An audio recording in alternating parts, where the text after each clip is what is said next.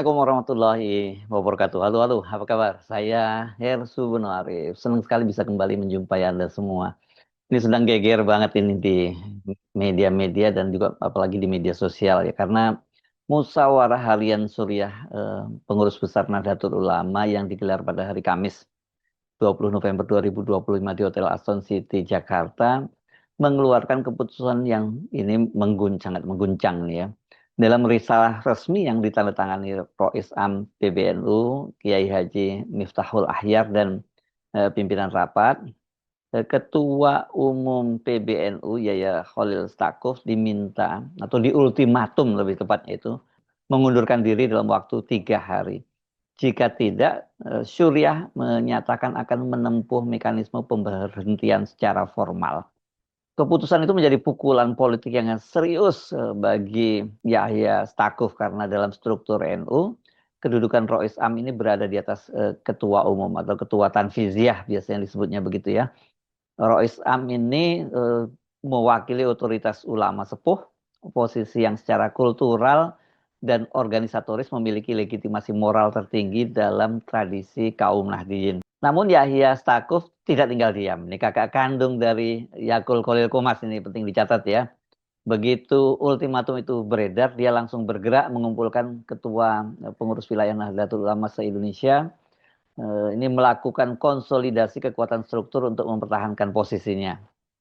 Langkah yang membuat situasi ini bukan hanya soal teguran atau evaluasi, tetapi sudah masuk wilayah kontestasi legitimasi di puncak kepemimpinan NU. Biasanya ini dalam tradisi NU ya, kalau kiai sepuh itu sudah dawuh, begitu sudah ngendiko, ya ini samikna watokna itu di NU, karena mereka kan punya satu pegangan kitab yang ini wajib, ini semacam adab dari para santri kepada kiainya. Dalam konsep ta'alim muta'alimnya ya begitu ya. Yang membuat situasi ini semakin sensitif adalah kenyataan ini bukan pertama kalinya Yahya itu menghadapi persoalan serupa atau tepatnya melakukan hal yang serupa. Belum lama berselang di Universitas Indonesia, tempat dia menjadi ketua Majelis Wali Amanah, dia juga dituntut mundur setelah mengundang Peter Berkowitz, seorang akademisi dari Stanford University dengan rekam jejak sebagai pendukung utama gerakan Zionisme. Itu dia diundang dalam kegiatan resmi di UI. Kontroversi itu memicu petisi mahasiswa, aksi protes dan kemudian berujung permintaan maaf dari Yahya Stakuf dengan alasan katanya dia kurang teliti dan tidak mengetahui rekam jejak politik ya, Berkowitz ini jadi narasumber. Ini kayaknya naif banget alasannya ya. Nah, tetapi itu ya cukup untuk meredam kehebohan dan tekanan politik di UI. Mengapa saya menyebut seperti itu agak ini naif? Karena rekam jejak digital Yahya Stakuf ini kan menunjukkan hubungan yang jauh lebih panjang dengan tokoh-tokoh dan forum yang terkait dengan Israel dan lobi-lobi Yahudi internasional. Pada tahun 2018 dia pernah hadir dalam forum American Jewish Committee di Yerusalem dan bahkan berfoto dengan Perdana Menteri Israel Benjamin Netanyahu. Fotonya itu selalu muncul kembali setiap kali ada isu Palestina dan apalagi ada kaitannya dengan NU. Dan inilah kemudian memunculkan pertanyaan mengenai orientasi geopolitik dan jejaring diplomasi non formal yang dia bangun. Di dalam tubuh NU sendiri pernah terjadi peristiwa serupa. Pada tahun 2024, 5 aktivis NU bertemu Presiden Israel Isaac Herzog.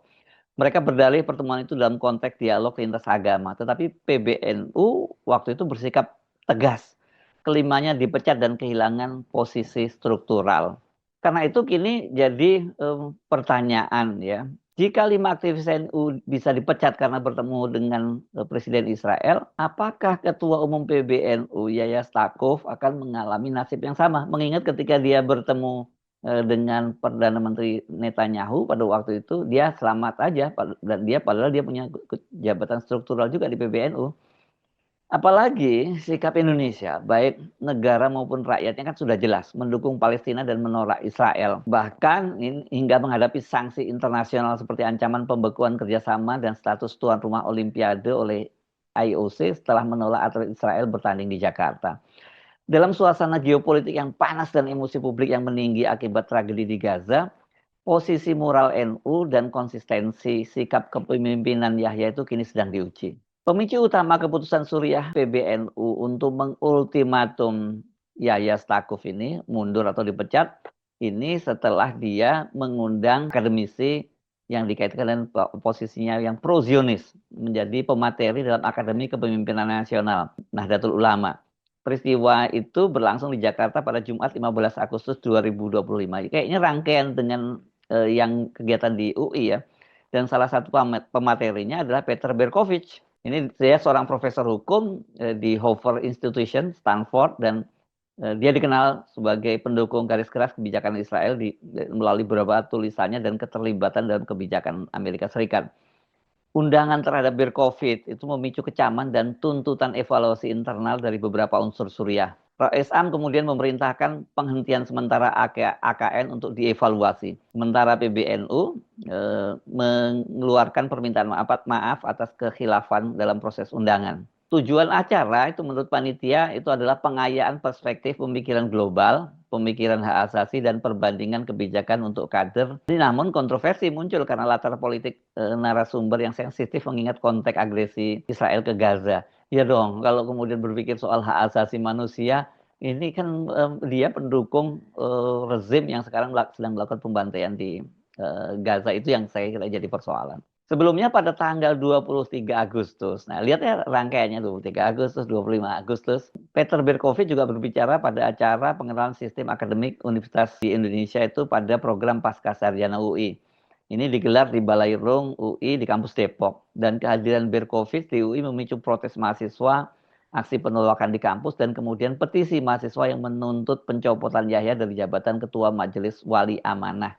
Komunitas yang menggalang petisi itu didukung ribuan sivitas akademika dari Universitas Indonesia. Mereka ini mengatasnamakan komunitas kolektif mahasiswa UI yang peduli keadilan di Palestina. Petisi ini kemudian menjadi heboh juga di media sosial karena ribuan orang ikut menandatanganinya. Dampaknya ini bukan hanya Ketua Majelis Wali Amanah Yahya Stakuf yang kena imbasnya. Rektor UI juga terkena imbasnya karena pada saat berlangsung wisuda, Rektor UI itu Heri Hermansyah, Profesor Heri Hermansyah itu diteriaki Zionis oleh para wisudawan. Ini jelas merupakan efek domino dari kontroversi undangan terhadap Berkovich untuk berceramah di kampus. Dan kampus lantas menyampaikan permintaan maaf atas kecolongan mengundang tokoh tersebut. Dan kemudian Yahya Stakuf menyatakan bahwa dia minta maaf karena dia kurang teliti soal itu. Jejak relasi Yahya Stakuf dengan tokoh-tokoh yang berkaitan dengan Israel bukan perkara baru. Pada tanggal 10 sampai 14 Juni 2018, Yahya Stakuf yang pada waktu itu apa ya jabatannya? Khatib Am atau ini berarti sekretaris Sekjen ya, Sekjen PBNU, dan dia juga menjadi anggota One Team Press ingat saya. Dia berkunjung ke Israel atas undangan American Jewish Committee untuk memberikan ceramah dalam forum AJC pada tanggal 13 sampai 15 Juni. Dan terpampang itu dokumentasi bahwa dia sempat bertemu dengan Perdana Menteri Benjamin Netanyahu. Foto pertemuan itu viral dan kerap dipakai sebagai bukti kedekatannya Yahya. Anda kalau googling itu langsung Yahya Stakuf dengan Netanyahu itu langsung muncul foto-fotonya itu. Saat itu Yahya menyatakan kunjungannya bersifat atas pribadi dan menyatakan tidak mewakili PBNU. Dan dia menyatakan bahwa kunjungan itu agenda pembicaraan berfokus pada dialog lintas agama dan pesan perdamaian. Laporan acara AJC dan konfirmasi pertemuan ada di arsip AJC dan publikasi pemerintahan Israel. Jadi ini betul-betul dimanfaatkan sepenuhnya oleh American Jewish Community, lobby Yahudi internasional dan juga pemerintah Israel. Bagaimanapun juga karena dia tokoh PBNU, Khatib Am di PBNU kan jelas itu sangat penting untuk legitimasi bagi Israel. Kendati dia menyatakan bahwa kunjungannya bersifat pribadi, tetap saja tidak bisa dia melepaskan diri dari institusi yang diwakili, institusi besar PBNU. Sehingga kalau dia menyatakan merupakan tindakan pribadi tetap menimbulkan efek publik yang sangat kuat. Saat itu tidak sejauh ini yang saya cek tidak ada tindakan PBNU terhadap Yahya Stakuf. Ya, tidak ditemukan catatan sanksi formal terhadap Yahya atas kunjungan pada tahun 2018. Respon yang muncul lebih bersifat penjelasan dan klarifikasi dari Yahya sendiri bahwa kunjungan itu pribadi disertai pernyataan bahwa PBNU tetap mendukung Palestina. Namun dalam memori kolektif publik, peristiwa itu tetap muncul setiap kali ada isu terkait Israel Palestina dan termasuk yang sekarang ini. Mari kita bandingkan kasus Yahya dengan kasus 5 orang aktivis NU yang pada tahun 2024 itu bertemu dengan Presiden Israel Isaac Herzog. Media nasional dan PBNU sendiri memberitakan peristiwa itu. Nama-nama yang dilaporkan termasuk Zainul Ma'arif, Munawir Aziz, Sukron Ma'mun, Nurul Bahrul Ulum, dan Iza Anafisah Dania. Kelimanya menyatakan pertemuan itu atas inisiatif atau agenda pribadi atau berupa dialog lintas agama. Itu klaim mereka ya. Namun saat itu PBNU merespon keras dan mengambil tindakan.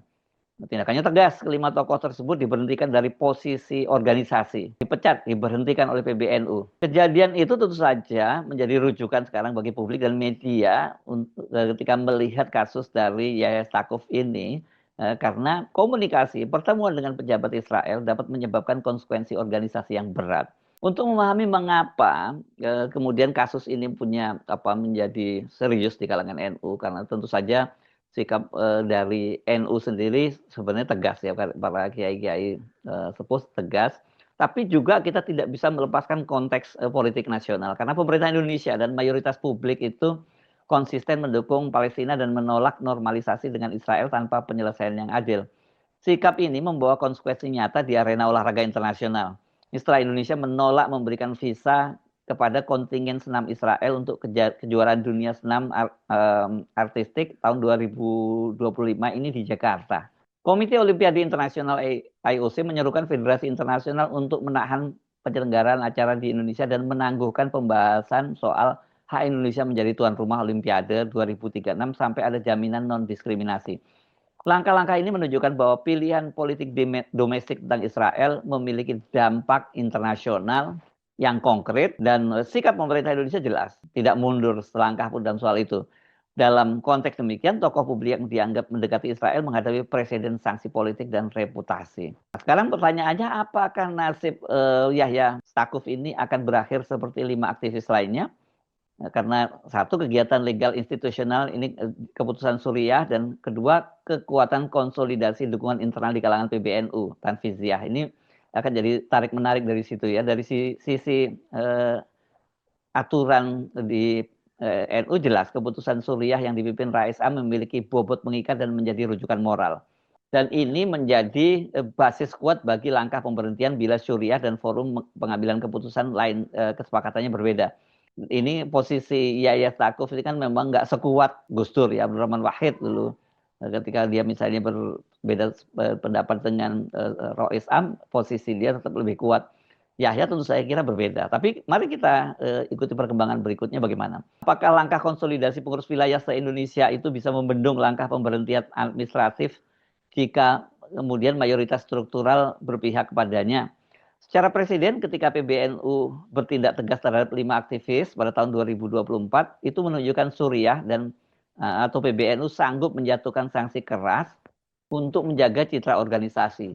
Namun ada perbedaan signifikan. Kelima aktivis itu kan figur posisinya ya nggak di PBNU, bukan tokoh-tokoh penting di PBNU. Jadi ada yang di wilayah, bahkan ada yang di Banten posisinya.